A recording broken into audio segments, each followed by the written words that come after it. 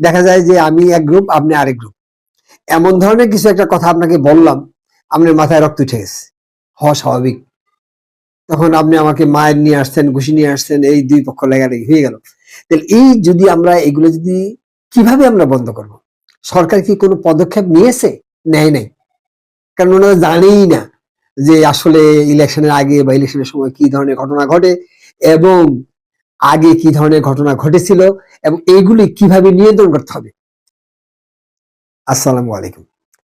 আজকে আমি আলোচনা করব নির্বাচনের পূর্ববর্তী, মানে নির্বাচনের আগে আমাদের কি আসলে কি করা উচিত বা নির্বাচনের দিন আমরা কি ধরনের অসুবিধার সম্মুখীন হতে পারি।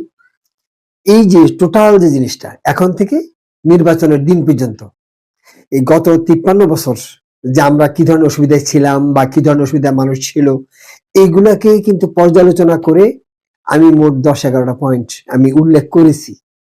কিন্তু এখন পর্যন্ত মনে হয় সরকারের কাছে যায় নাই। সরকারের কাছে যদি না যায় তাহলে তো ওনারা 10 পয়েন্ট গুলো দেখলো না। না দেখলে তো এইভাবেই থেকে গেল। আসলে তো ঘটনাগুলো ঘটে। আমি যদি একটু ঘটনাগুলো উল্লেখ করি তাহলে মনে হয় জিনিসটা ক্লিয়ার হবে। আমি যদি একটু পয়েন্টগুলো উল্লেখ না করি তাহলে হয়তো আপনাদেরকে বুঝাইতে পারবো না। আমি পয়েন্টগুলা একটু যদি আমাকে সময় দেন, যে 1 নম্বর হচ্ছে অবৈধ অস্ত্র উদ্ধার।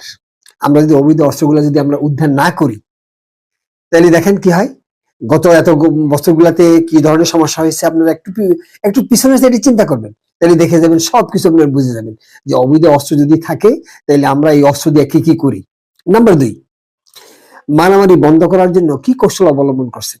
এই আমরা মারামারি কি করে শুরু হয় এবং এটার আসলে আগে পাশে কি লাগে এটা কিন্তু আমরা সবাই জানি, আমরা সবাই বুঝিও।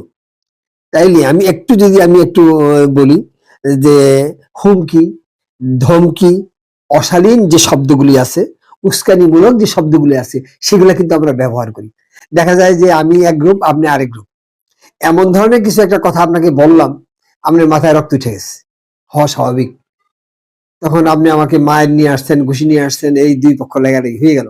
তাহলে এই যদি আমরা এগুলো যদি কিভাবে আমরা বন্ধ করব? সরকার কি কোনো পদক্ষেপ নিয়েছে? নেয় নাই।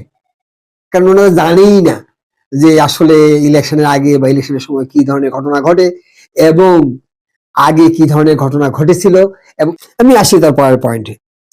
প্রতিনিধিকে দেখা যায় যে এই ভিতরে বেশ কয়েকগুলা অনেক গ্রুপের প্রতিনিধি থাকে, অনেক সময় দেখা যায় জোর করে বের করে দেয়।